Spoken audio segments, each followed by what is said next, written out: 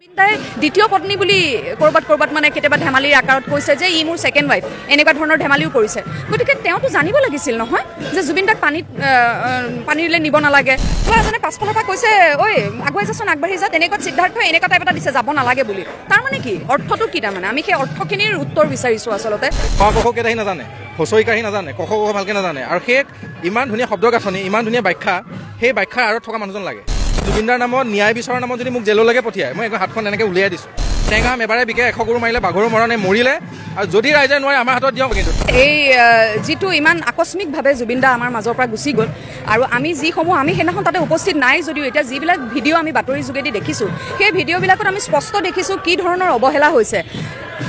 আকৌ ভিডিঅ'তে দেখিছোঁ যে চিকিৎসক ডাক্তৰ হিতেশ বৰুৱাদেৱে কৈছে যেতিয়া চিজাৰ এটেক কেইবাবাৰো হৈছে জুবিনদাৰ কেইবাবাৰো প্ৰত্যেকবাৰে নেমকেৰেতে হস্পিটেলাইজ হৈছিলে গতিকে সেই চিকিৎসকজনে যেতিয়া বাৰম্বাৰ কৈছে যে তেখেতক পানী আৰু জুইৰ পৰা আঁতৰত ৰাখিব লাগে তেনেস্থলত সিদ্ধাৰ্থ শৰ্মালৈ মোৰ এটাই প্ৰশ্ন যে তেখেতকতো জুবিনদাই দ্বিতীয় পত্নী বুলি কৰবাত মানে কেতিয়াবা ধেমালিৰ আকাৰত কৈছে যে ই মোৰ ছেকেণ্ড ৱাইফ এনেকুৱা ধৰণৰ ধেমালিও কৰিছে গতিকে তেওঁতো জানিব লাগিছিল নহয় যে জুবিন দাক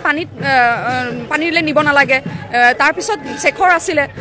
তেখেতকতো স্পষ্ট দেখিছোঁ জুবিন দা তালৈ যাব নেকি সিফালে পাৰলৈ যাব নেকি নিজে কৈছে গতিকে সেইবিলাকতো আমি ভিডিঅ'ত দেখিছোঁ নহয় এতিয়া আমাক কি বুলি নহয় বুলি কেনেকৈ ক'ব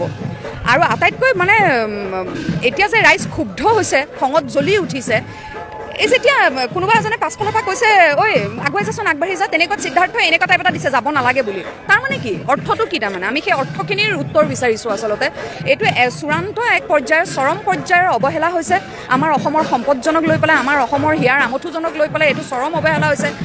যাব আমি সকলোৱে লাগিব কিন্তু 52 বছৰ বয়সত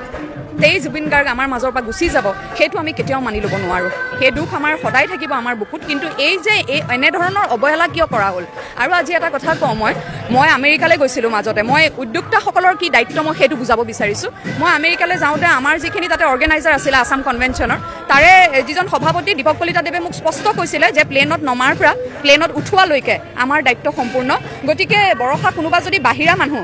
মানে অৰ্গেনাইজিং কমিটিৰ বাহিৰা অৰ্গেনাইজিং কমিটিৰো হ'লে বিষয়ববীয়া নুসুধাকে সভাপতি উপসভাপতি বা এনেকৈ দুই এজনক নুসুধাকে আমি বেলেগৰ লগত ওলাই যাব নোৱাৰোঁ সেইখিনি সময়ত মই অলপ আচৰিত হৈছিলোঁ তেতিয়া তেখেতে মোক কৈছিলে যে নহয় আমাৰ দায়িত্বত আছে আমাৰ এইটো দায়িত্ব যে আমি কেনেকৈ শিল্পী আনিছোঁ অসমৰ পৰা কেনেকৈ ভালকৈ আমি আকৌ উভতাই পঠিয়াব পাৰোঁ তেনেস্থলত মই শামকানু মহন্তক এটা প্ৰশ্ন কৰিব খোজোঁ যে তেখেতৰ দায়িত্ব আছিল নাই জুবিন গাৰ্গৰ প্ৰতি তেখেতে যে কৰিলে নহয় জুবিন গাৰ্গে ৰেষ্টে ল'বলৈ গৈছিল এতিয়াতো চবেই জানে যে তেখেতে অনুষ্ঠানেই কৰিব গৈছিলে নৰ্থ ইষ্ট ফেষ্টিভেলত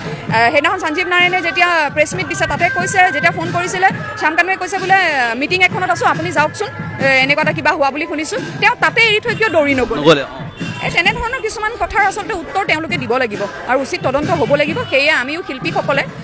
সকলোৱে মিলি পেলাই CIDত এখন FIR লজ কৰা হৈছে আৰু এগৰাকী অভিনেত্ৰী গৈছিলে ছিংগাপুৰ আপুনি গম পাইছে মই কাৰ কথা কৈছোঁ তেওঁ কিন্তু প্ৰথমতে স্পষ্টীকৰণ দিয়া নাছিলে পাছতহে তেওঁ কিন্তু স্পষ্টীকৰণ দিছে যে ময়ো ছিংগাপুৰলৈ গৈছিলোঁ কি কাৰণত তেখেত ভয়তে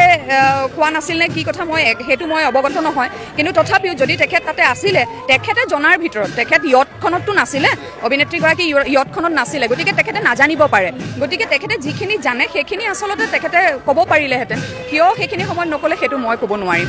এতিয়া আমাক মাত্ৰ লাগে জুবিনদাৰ ন্যায় একদম সেইটোৱে লাগে জুবিন দাক মানে একেবাৰে সময় হোৱা নাছিল তেখেতক বিদায় দিয়াৰ এইটো তাৰমানে মই কৈছোঁ নহয় এইটো যিটো চক খালে অসমীয়াই বা যিটো আঘাত পালে সেইটোৰ পৰা আমি কেতিয়াও আৰু সুস্থ হ'ব নোৱাৰিম ধন্যবাদ ব্যক্তিগতভাৱে জুবিন গাৰ্গ মোৰ দাদা হয় আৰু ব্যক্তিগতভাৱে কেতিয়াবা ইহঁতৰকেইটাক পাবলৈ হ'লেতো আমি পিটন দিম এইটো একদম চিধা কথা এতিয়া কথাটো হৈছে আমাৰ সাংগঠনিক স্থিতিটো হৈছে আজি আমি এজাহাৰ দিব আৰু গ্ৰেপ্তাৰ কৰিব লাগিব এতিয়া নিষিদ্ধ কৰিছে শ্যামকানু মহন্তক আমি হিমন্ত বিশ্ব শৰ্মাক ধন্যবাদ দিছোঁ কিন্তু এটা প্ৰশ্নটো হ'ল কোনোবাই ফেচবুকত পোষ্ট দিলে আপোনালোকে এৰেষ্ট কৰে কোনোবাই টুইট কৰিলে আপোনালোকে এৰেষ্ট কৰে কিন্তু শ্যামকানু মহন্ত আৰু এইটো যিটো মেনেজাৰটো সিহঁতৰকেইটাক চুচৰাই নি জেলত ভৰাব লাগিব এখন চৰকাৰেতো আমাৰ ওপৰতো NSA লগাইছে কিন্তু এতিয়া সিহঁতৰ ওপৰত NSAতকৈ ভয়াৱহ ধাৰা লগাব লাগিব আৰু এটা কথা স্পষ্ট এই ফেষ্টিভেল মহন্তক জেলৰ পৰা ওলোৱাৰ পিছতো কিন্তু অসমৰ জনগণে ইয়াৰ বিচাৰ কৰিব সেইটো একদম চিধা কথা আৰু এতিয়া কিয় জামিন ল'বলৈ সুযোগ দিয়া হৈছে নেকি সেইটো লৈ প্ৰশ্ন আছে আৰু শ্যামকানু মহন্ত ক'ত আছে জুবিনৰ এই মেনেজাৰটো ক'ত আছে এই গোটেইখিনি চৰকাৰে ৰাজহুৱা কৰক নহ'লে কিন্তু আকৌ পুনৰ অসমৰ নৱপ্ৰজন্ম বীৰ লাচিত সেনা অসম বিভিন্ন দল সংগঠন আকৌ ৰাজপথত কিন্তু নামিব। কাৰণ জুবিনৰ মৃত্যুৰ তদন্ত এনেকুৱা ধৰণে হ'ব লাগিব যাতে কোনো সাৰি যাব নোৱাৰে। আজি যদি মাইকেল জেকছনৰ মৃত্যুৰ পিছত মাইকেল জেকছনৰ ডক্টৰজনক 4 বছৰ জেল দিব পাৰে, তেনে জুবিন গাৰ্গৰ মৃত্যুৰ পিছত কিয় এই মানুহকেইটাক জেললৈ পঠিয়াব নোৱাৰিব? আমাৰ প্ৰশ্নটো আছে তাত। আৰু এটা কথা স্পষ্ট, যদি কিন্তু এৰেষ্ট নহয় তেতিয়াহ'লে কিন্তু অসম পুনৰ জ্বলিব। যিদিনাখন মই বিফল হ'ম সিদিনাখন আপোনালোকে মোক শাস্তি দিব। কিছুমানে কৈছে যে 26ত ভোট নিদিওঁ, সি স্পষ্ট কথা। আমি যদি জুবিনক ন্যায় দিব নোৱাৰো, আমাক আপোনালোকে কিয় ভোট দিব? নিদিয়াটো স্বাভাৱিক, আৰু তাক আমি মানিও ল'ব লাগিব। সেইবাবে ৰাইজক মই আকৌ এবাৰ আন্তৰিকতাৰে সৈতে জনাব খুজিছো যে মই মোৰ লক্ষ্যত অটল হৈ আছো, আৰু এই লক্ষ্যত অটল হৈ থাকিয়ে মই কাম কৰি যাম। আজিৰ পৰা 10-12 বছৰ আগতে শ্যামকানু মহন্তৰ লগত কেতিয়াবা উঠা ফটো এখন সামাজিক মাধ্যমত দিব। ঠিক তেনেকে অখিল গগৈও শ্যামকানু মহন্তৰ লগত ফটো উঠিছিলে। কাৰণ আমি সামাজিক ব্যক্তি। আজি ৰাতিপুৱাও 50-60 গৰাকী মানুহৰ লগত মই ফটো উঠি আহিছো। কোন কি মইতো নাজানো, কিন্তু এজন